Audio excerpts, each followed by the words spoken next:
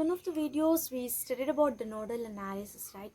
Like nodal analysis means we found out the principal nodes, that is junction points, and in that junction point, the point which will be having maximum number of branches connected to it was considered as the reference node or the zero potential node. And this nodal analysis, it will be having one equation less than that of the mesh analysis.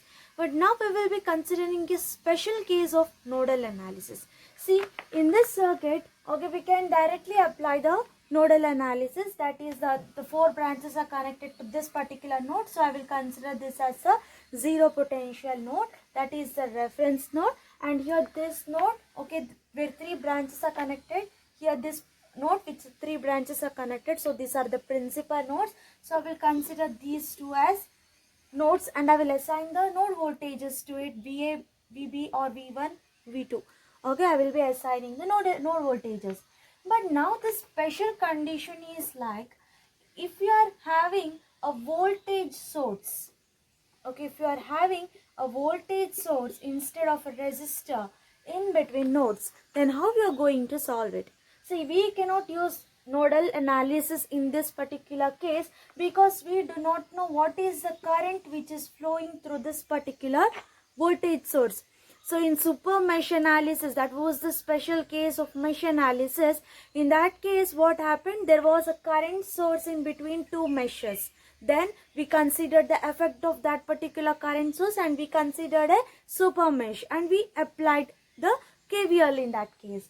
So here we do not know the current through this particular voltage source. Now how we are going to solve it? So marking the nodes, reference node, it is same. Okay, so it is a junction point. I will consider this as A and this as B. Okay, this is the reference node, that is zero potential node. I will consider this. Okay, so marking of the nodes is same, but now there are two methods to solve it. So first I will consider a current through this voltage source, that is unknown current. I will consider I current which is flowing through the voltage source. Okay, let me consider that in this direction. Okay, I'll consider in this direction, and here the current is flowing like this. Here the current is flowing like this. Okay, so now what I will do, since we have the voltage source, what I will do, I will start from this node to this node, A to B. So from higher potential to lower potential, I can consider VA. Since I am getting minus first, I will consider this as plus 12. Then it is minus VB is equal to 0. So this is the first equation that I can consider. Next what I will do, I will apply KCL at this particular node A. So KCL at node A. Okay. Here what I can say, this is the incoming current. Okay. So it is plus 1.5. This is the outgoing current. So it is minus VA divided by 6. And here this is outgoing current. That means minus I is equal to 0.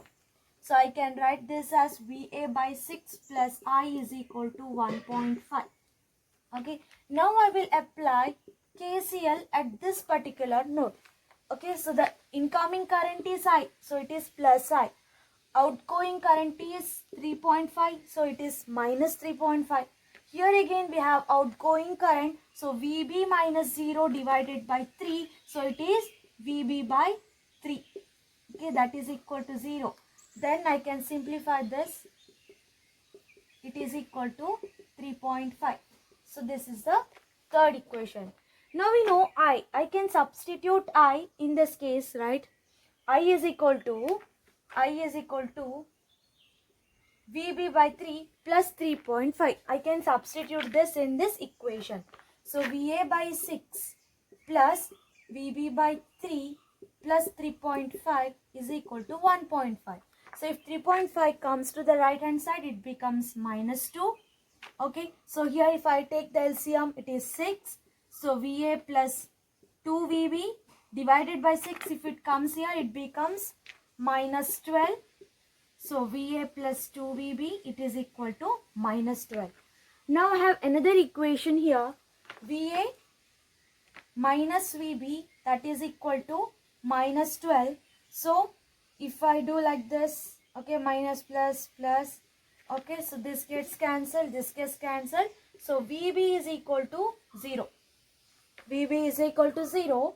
And if I substitute VB is equal to 0, we get VA is equal to minus 12 volts. Okay, this is one method of solving this particular case. Okay, that is considering the unknown current I through the voltage source. But we have a second method too. Okay, in that case we will not consider this current. Okay,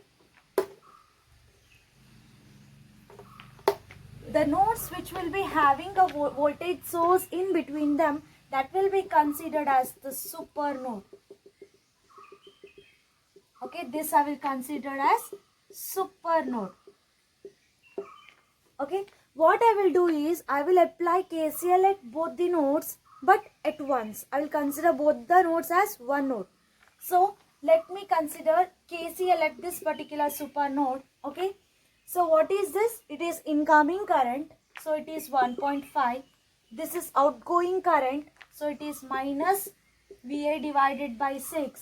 This is outgoing current, so minus 3.5. This is outgoing current, so it is minus VB by 3. This is the same thing. Okay, we have to find this equation in both the cases. So here it is VA by 6 plus VB by 3, that is equal to 0. Okay, that is equal to minus 2. Minus 3.5 plus 1.5 is minus 2. So now again I will take the LCM. It is 6. So 2 VB, if it comes to this side, so minus 2 into 6. So that is equal to minus 12. Once again, if I solve these two equations, VA minus VB, that is equal to minus 12. Okay, what will happen? VB is equal to 0. And if you substitute in this equation, you get VA is equal to minus 12 volts. So the answer you are obtaining from both the methods will be same. So this is considered as a super node, and I will apply the KCL, okay, at both the nodes at once. But in nodal analysis, if we had a resistor here, we will consider KCL at this particular point and then we will consider KCL at that particular point. In the first method also we considered it separately by seeing that unknown current I. Okay, unknown current I was flowing and we found out the equations, we substituted the value of I and then we got the values of VA and VB. But in this case, the whole thing is considered as a one node, that is super node. So we have to see the incoming and outgoing currents and you have to write the equations at once. So this is the concept of super node.